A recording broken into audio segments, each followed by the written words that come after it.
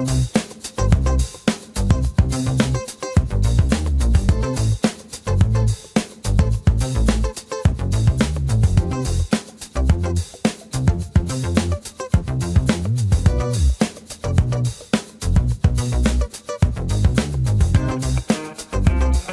guys, what's up? It's River, and today we're looking at the Canon G9X Mark II. For a compact camera, it's surprisingly good image quality, very good in low light, and it's at a very, very affordable price point. If you're a hobbyist or an enthusiast, it's definitely a camera you should check out. And if you're a professional, there's a few things about this camera that just might pique your interest. Let's check it out. So right off the bat, this camera has a 20.1 megapixel sensor with Canon's Digic 7 processor. What that basically translates to is that is a ton of resolution, especially in a compact camera. That is far more than what you're going to get on your cell phone. And actually, that's as much as you get in most digital cameras. 20 megapixels is more than enough for Instagram. It's even enough to print stuff out, blow them up, and put them on your wall. That is plenty of resolution. And because of the Digic 7 processor, you'll get very clean images, even in low light or higher ISOs. In addition to the sensor, it has a built-in lens that goes from 28mm to 84mm with an aperture of 2.0 to 4.9. Basically what that translates to is that this lens has a wide side and a telephoto side. On the wide side, this lens is at 2.0, which is very, very good for low light work. You can get plenty of light at a 2.0 aperture. And on the telephoto side, it goes to 4.9, which is not the best for low light work. But because this camera does pretty decent at higher ISOs, the two things should balance themselves out, and I wouldn't worry too much about using this camera in low light situations. Overall, this lens is fantastic for everyday use if you're shooting your vacation, time with loved ones, family events, just like doing regular everyday stuff. You should be totally fine with this lens. The only thing I wouldn't recommend with this lens are situations where you have to zoom in really far, like sports events, if you're watching a show and you want to zoom into the stage, things like that. This lens isn't really the best because it doesn't have a lot of zoom on it. As for photos, this camera does 8 frames per second in RAW, which is really fantastic. So if you're trying to catch things that are fast moving, whizzing by, it's got you covered. And just to give you guys a sense of exactly how fast this camera can shoot, it's pretty dang fast. And as for video, it does 23, 30, and 60 frames per second in full HD, which is really good for those of you that like to play around with slow motion. So when it comes to autofocus, this camera does a great job. It will easily track anything in your frame. It will easily track moving subjects. It will easily track frames. When it comes to autofocusing, this camera really shines. If you're someone that's buying a compact camera, the last thing you want to worry about is the autofocus. I was very, very impressed with the autofocus in this camera, and it will not disappoint you. So if you did want to use this camera for vlogging, the face tracking in this camera is excellent. It does not have a flip-up screen, but it has a very, very good face tracking mode. Also, we'll talk more about this later in the review, but one thing to note is that this camera does have a touchscreen on the back, which lets you just simply touch things on the screen to autofocus. That is a pretty neat feature, and if you're someone that's pretty new to cameras or just kind of a hobbyist, that is a very, very useful feature to just be able to touch things on the screen and focus. And one of my favorite features about this camera is the 5-axis built-in stabilization. That is like unheard of in a compact camera. When I first started using this camera, I was like, wow, this footage looks really, really, really smooth. And I was not shooting in slow motion, I was shooting in real time, zoomed in, and I was like, wow, this camera's either really light or it's just, there's got to be something to it. And then I realized it was the 5-axis stabilization. The camera is super duper stable, which is another reason this would actually make a really good vlogging camera. It really sucks that it does not have a flip-up screen, but with the face tracking and this amazing stabilization in this camera, it would make a fantastic vlogging camera. But if you want to use this camera just for your daily adventures, vacation, family stuff, this camera is fantastic. The stabilization in this is super duper impressive. You get almost no vibration. The camera just doesn't feel shaky. It actually feels very, very smooth, almost like it's on a slider or a bit of a gimbal. You definitely don't have to buy a gimbal with this camera. It is fantastic. The stabilization is more than enough to get stable footage. You definitely don't need a gimbal with this camera. Look how smooth the footage is. It's not very shaky, there's very little vibration, and it just seems to flow very naturally. Really, really impressed with the inbuilt stabilization with this camera. So since we're on the topic, we might as well talk about it. Vlogging. Can this camera vlog? Is it good for vlogging? Well, there's a few things to consider. It doesn't have a flip-up screen, so you can't see yourself. Personally, I really feel like for me, as a vlogging camera, I really need that. I have to be able to see myself. But if that's something you can live without, this is a great vlogging camera. It has really good face tracking, it's super light. This camera only weighs about 405 grams, which I think is actually less than my iPhone. But either way, really good face tracking, really good image quality, really good built-in stabilization. This is a fantastic vlogging camera. If the flip-up screen does not bother you, or if you're a vlogger on a budget, this camera would be fantastic. So I'm doing a quick test to see how does this camera do if you just point it at yourself and you can't see yourself.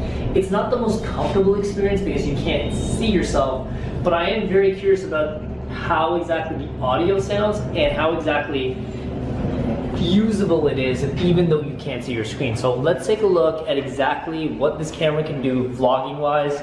I still really don't love the fact that it doesn't have a flip up screen, but let's take a look. Hey guys, what's up? This is a vlogging test for the G9X Mark II. I'm curious to exactly how good of a vlogging camera this can be, despite the lack of flip up screen and an input for internal audio. This is a compact camera, so it is very, very convenient for vlogging. So let's take a look, see how this camera does despite the lack of obvious vlogging features. Next, let's talk about menus and the touchscreen on this camera. I couldn't talk about the menus without mentioning the fact that this camera has a 4-inch beautiful touchscreen on the back, which is very sensitive. It always knows where your fingers are, and the menus are very well laid out and they take full advantage of touch controls. I'm very impressed with how well the screen on the back of this camera works. It actually works better than my smartphone. Even on my smartphone, sometimes I use the touchscreen and touch something else by accident, but on this screen, I haven't had a single instance in a week and a half that I've been using this camera where I try to touch one thing and I touch another by accident. Very, very impressed with this camera. Next, let's talk about the build quality of this camera. This is a pretty small but yet robust camera. It is made of aluminum, which is surprising because a lot of compact cameras at this price point are simply made of plastic. So because it's made of aluminum, I really feel like I could drop this camera a few times. It's not going to fall apart on me.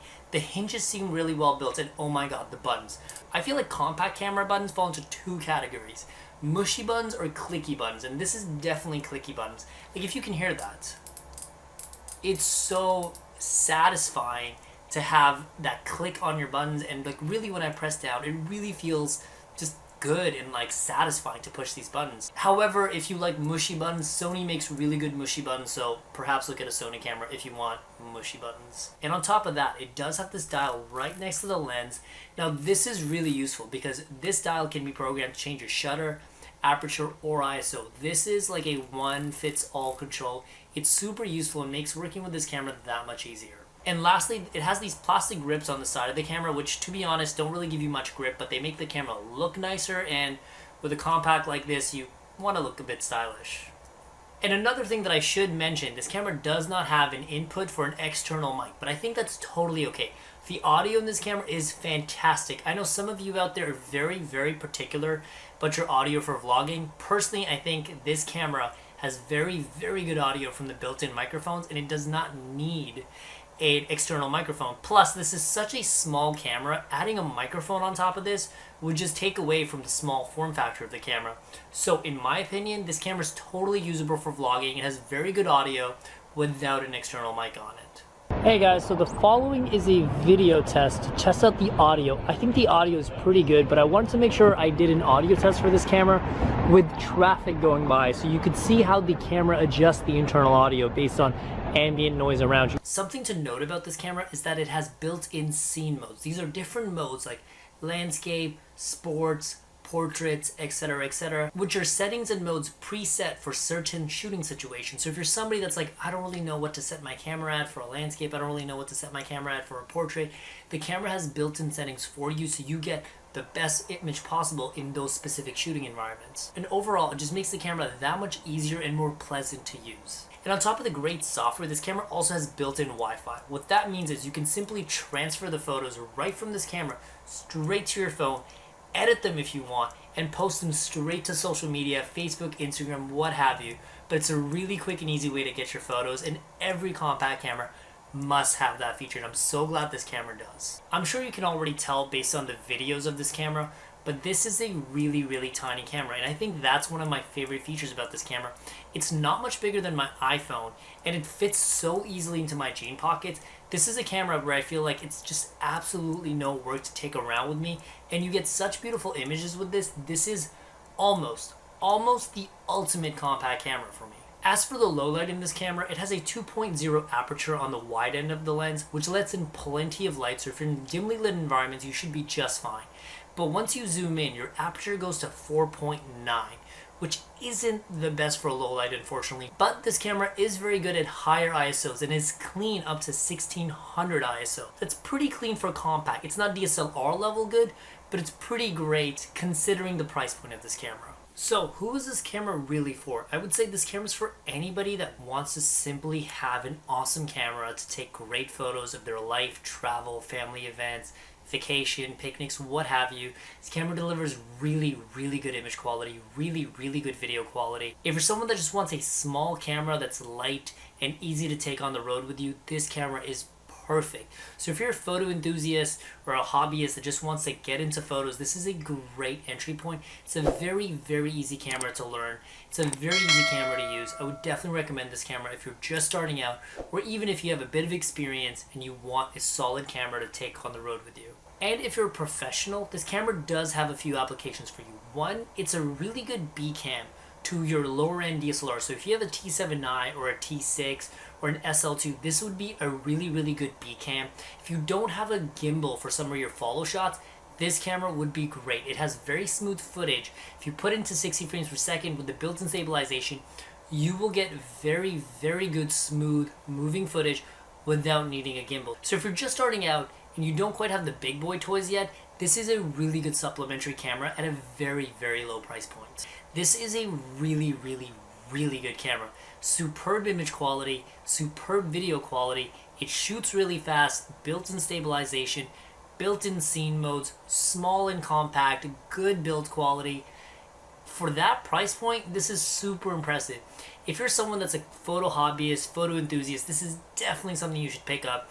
It's a price point that you simply cannot beat on the market right now. If you're somebody that wants to supplement their cell phone photography with an actual camera, this is fantastic. And if you're a professional and you don't quite have the big boy toys yet, this is a great camera to supplement your current kit. It would make a great B camera to your Canon T7i, Canon SL2, whatever have you. And if you don't have a gimbal yet, this camera is great for following shots or movement shots because it's so light and it's easy to get very stable footage without a gimbal.